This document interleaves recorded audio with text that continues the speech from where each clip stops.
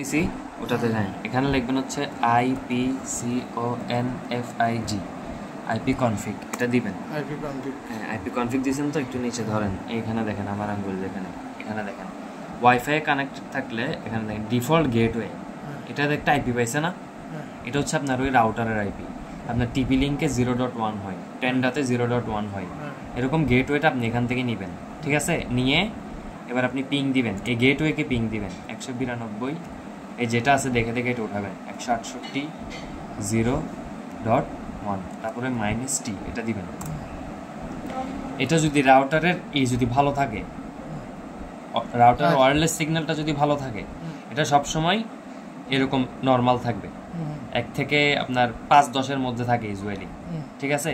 দেখছেন এটা মাঝে মধ্যে পিং হাই হয়ে যাচ্ছে, কারণ আপনার ওয়্যারলেস যে সিগন্যাল যেটা জেনারেট করে, যে চিপটা আছে ওখানে, ওয়্যারলেস যে চিপটা আছে, ওটা যদি উইক হয় বা আপনার সিঙ্গেল ব্যান্ডের ক্ষেত্রে এগুলো একটু বেশিই থাকে।